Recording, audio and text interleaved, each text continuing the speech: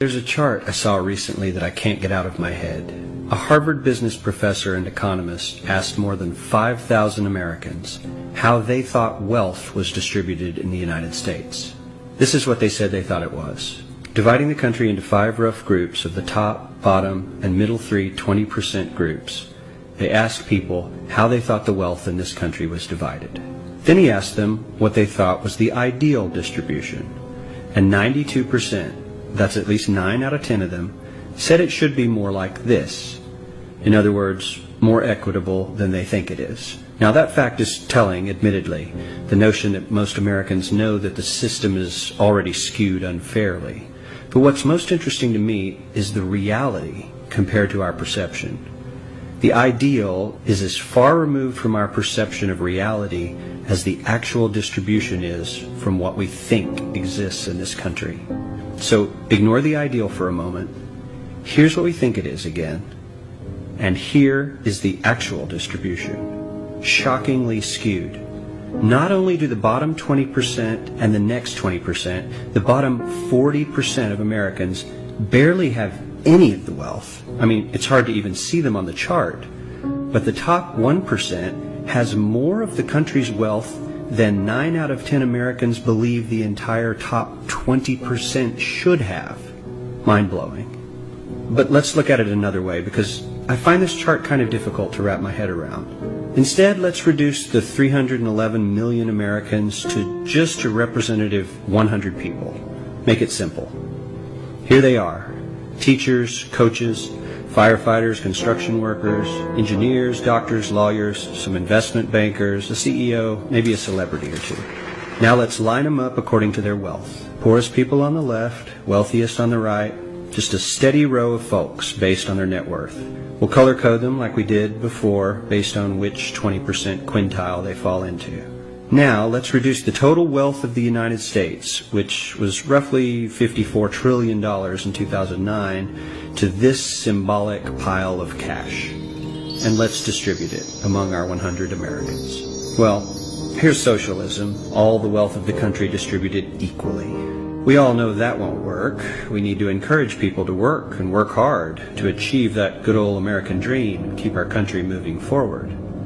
So, here's that ideal we asked everyone about. Something like this curve. This isn't too bad. We've got some incentive, as the wealthiest folks are now about 10 to 20 times better off than the poorest Americans. But hey, even the poor folks aren't actually poor, since the poverty line has stayed almost entirely off the chart. We have a super healthy middle class with a smooth transition into wealth. And yes, Republicans and Democrats alike chose this curve. 9 out of 10 people, 92%, said this was a nice, ideal distribution of America's wealth. But let's move on. This is what people think America's wealth distribution actually looks like.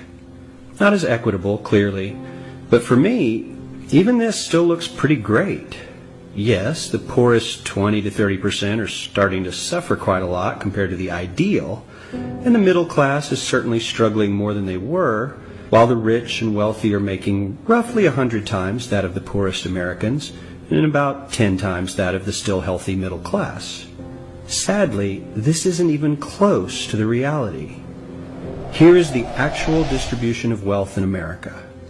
The poorest Americans don't even register. They're down to pocket change. And the middle class is barely distinguishable from the poor.